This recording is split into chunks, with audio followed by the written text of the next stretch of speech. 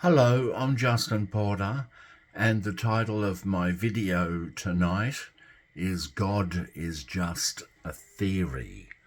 Now, you hear a lot of religious people say that evolution is just a theory, but I'm talking about God is just a theory.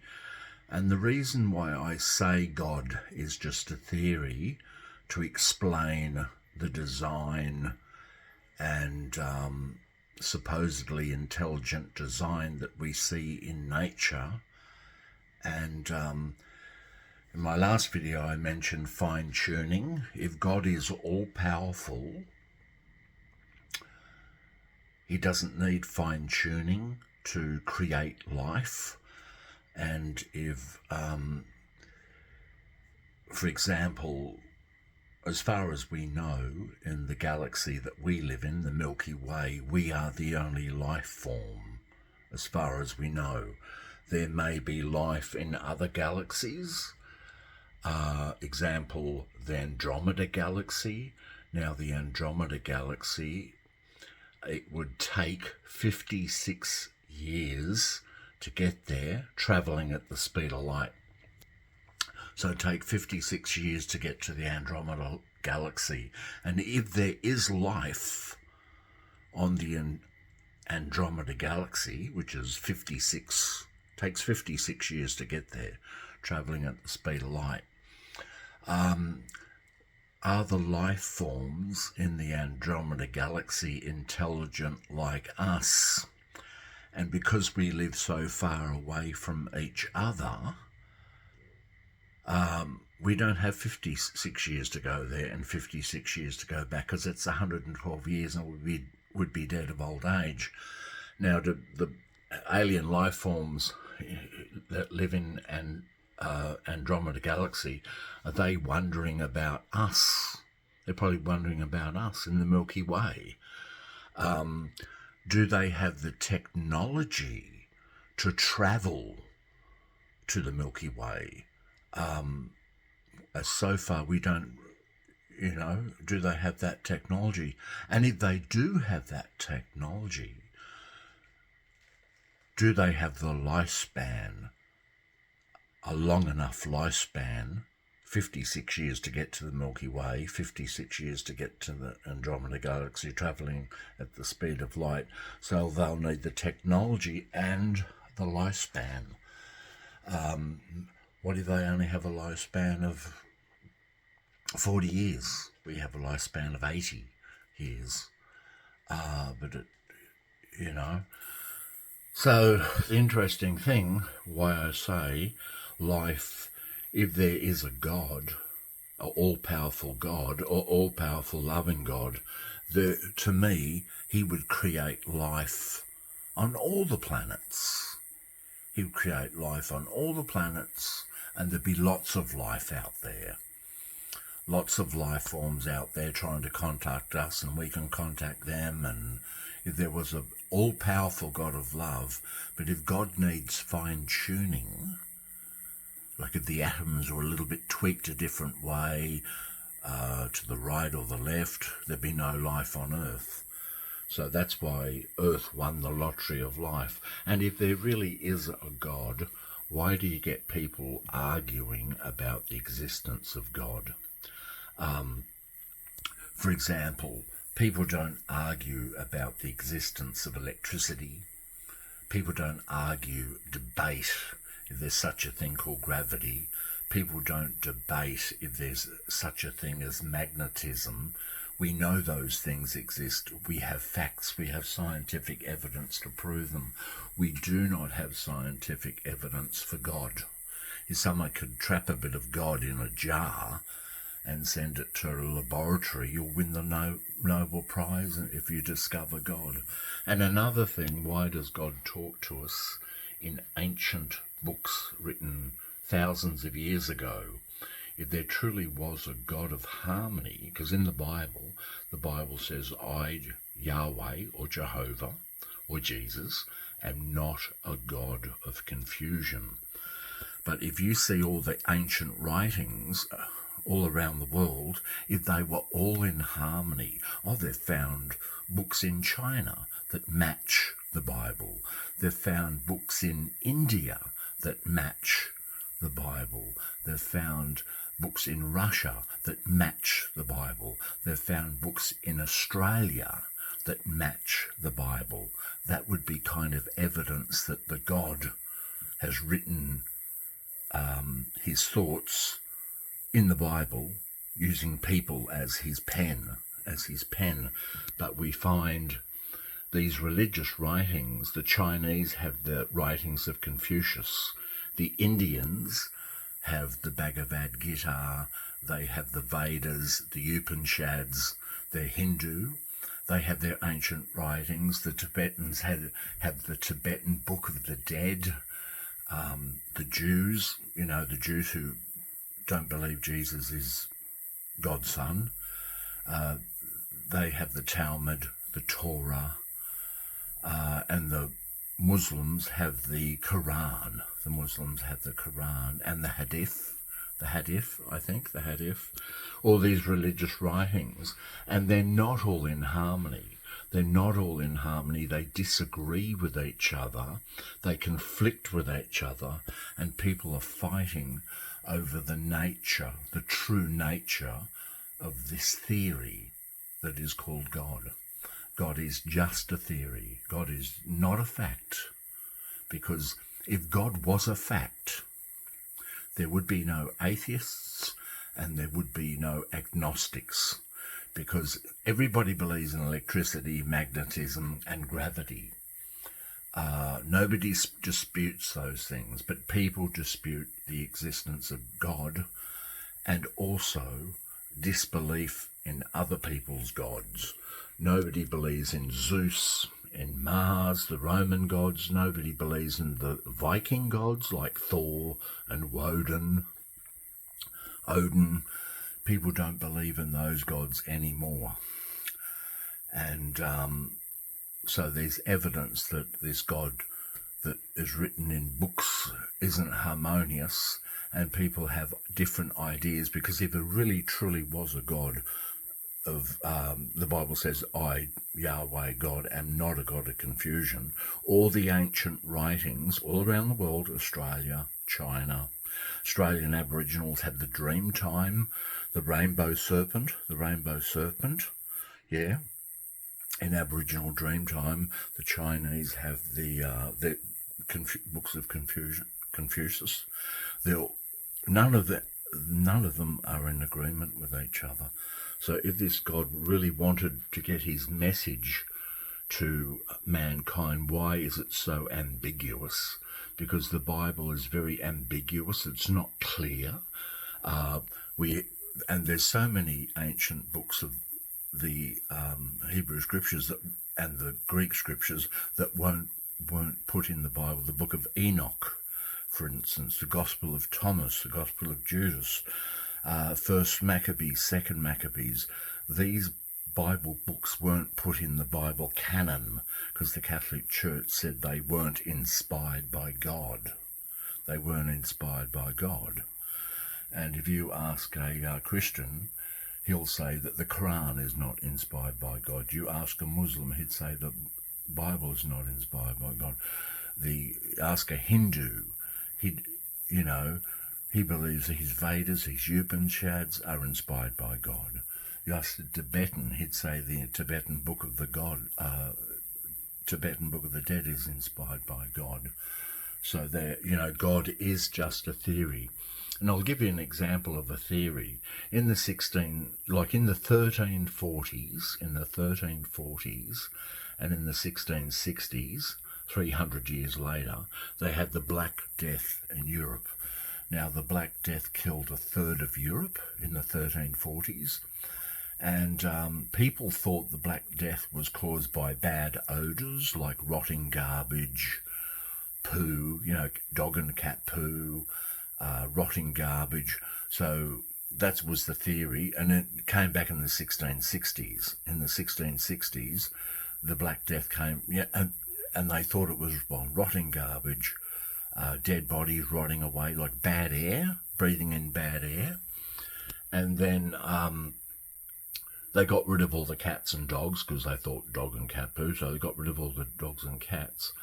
And the Black Death killed heaps of people in the 1660s, and it only lasted for about 2 years, 1665, 1666, and then 300 years earlier, it was in 1347 to 1350, and it killed a third of Europe. And by the 1880s, by the 1800s, they discovered that the Black Death, the Black Plague, wasn't caused by bad air, like breathing it in through your lungs. It was caused by a bacterium, not a virus, but the Black Death was caused by a bacterium, which is caused by fleas biting rats, and then the fleas that had bitten the rats bite humans. So they pass on the rat blood to human, and also body lice biting people, bed bugs biting people and spreading, then biting other people. Then so it was a bacteria spread by fleas, lice, and they discovered that 200 years after the 1660s. So they discovered that in the 1800s, they discovered that the Black Death, or the bubonic plague, they called it the bubonic plague, Black Death for short, was not caused by bad air, like rotting garbage, rotting bodies, dog and cat poo and everything, but it was actually caused by fleas biting rats and then biting people. And in the 1660s, they got rid of all the cats and dogs, and a lot of witches, who had cats, people started to be accused of being witches because the people who had a pet cat didn't get rid of their cats. The cat would eat the rodents, so the rodents wouldn't pass on the fleas. And what happened, a lot of elderly women were accused of witchcraft because they didn't get the bubonic plague because they had a pet cat. And the cat got rid of the rodents, you see. But all those people, they got rid of their cats and dogs, they got bitten by fleas, because the flea population went off. You get rid of all the pussy cats and the rodent population goes up. Right? So cats keep the rodent numbers down, like snakes do in Australia. Snakes keep down the rat and mice population, And so they worked out 200 years after the 1660s, in the 1800s, that the Black Death was actually caused by bacterium, fleas biting rats, then biting humans, And so that's all I basically wanted to say tonight. But the interesting thing is, if there really was a God, you would find life in all the planets. All the planets, a God of love, a creative God. He would make life on all the planets. Wouldn't you, if you were God with all the power? And also, if there is no God, you would expect life to be very rare, extremely rare, because it needs fine-tuning. It needs these special, and that's why maybe life is only found on Earth. But I'm not saying that. I think there is life on other planets. Well, no, not in our solar system. I don't think there is any life in the Milky Way. But there may be life in the Andromeda Galaxy, which is the closest galaxy to us, is the Andromeda Galaxy, and it takes 56 years to get there, travelling at the speed of light. And then it'd take 56 years to get back home. So that's 112 years, and you'd be dead of old age. So there probably is life out there, but they're so far away, and they just may not have the technology. There may be people living on the Andromeda Galaxy, some type of life form, maybe like us, I don't know, but they may not have the technology. They may still be living in the horse and buggy days. And then there may be life in the Andromeda Galaxy that they're just as they're more advanced than us with their technology, but they may only have a lifespan of 80 years, just like us. And they'll be dead before the time they go home, because the distance is just so far away. And we may never discover life on other planets because they're out there, but they're so far away, And that's all I basically wanted to say tonight. God is just a theory. God is just a theory. Because if God was proven, if God was a fact, there would be no atheists and there would be no agnostics. And just give me a little bit of evidence. No, I'll believe in God. Just show me a bit of evidence. I'll gladly believe in God. But fine-tuning and intelligent design is not proof of God. It's because you see intelligent design, oh, it's the Hebrew God. Oh, it's the God of the Bible. It's the God of the burning bush. Intelligent design, it's the God of Noah's flood. Eh? Intelligent design, it's the God of Abraham who sacrificed, who's going to kill his son as a human sacrifice. You can't say that. You can't say that because if this is, and interesting here, ancient people used to make clay figurines. They would get clay and they would make a little man or a little woman, or they'd make a cow or a bull or a lion out of clay. So ancient people used to make clay figurines, and we still do make clay figurines. So the ancient people used to think, well, I can make a clay man and a clay woman and a clay tiger and a clay lion out of clay. God must have made us from clay. God must, and the Jews actually believed in the ancient golem, which is a mud man. That's an ancient golem, a man made out of mud, which was Adam.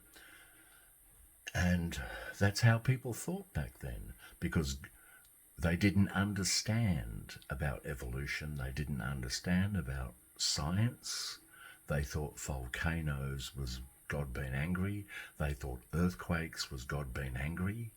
They thought tsunamis was God being angry. They didn't understand the nature of science. And now we know so much more about science. We know it's not God, but there's an explanation for these things.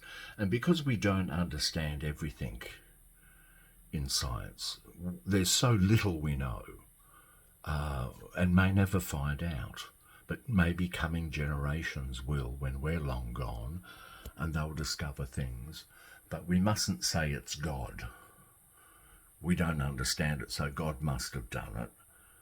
God hasn't shown up. He hasn't appeared in the sky and keep us updated with what's happening.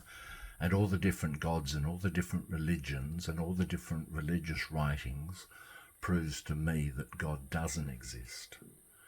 But Mother Nature is God. Mother Nature is our creator, and we're products of the earth. We're products of nature, biological creatures that go back to the earth when we die. When we die, our body rots. I don't want to be put in a coffin when I die. I don't want to be put in a coffin. I just want to be put in the ground. And I want the creepy crawly worms to eat me, and I want my body to become part of the earth again, and then my body will rot, I'll turn into dust, the wind will blow my dust away up into the sky, I'll fall as rain, snow, blown in the wind, go in the ocean, get drunk by somebody when it rains, particles of my body, but I will go back into Mother Nature, and I'll become part of the earth, and so that was the end of my talk, and thank you very much. I'm Justin Porter. Please like, subscribe and comment, and thanks again. Thank you very much again.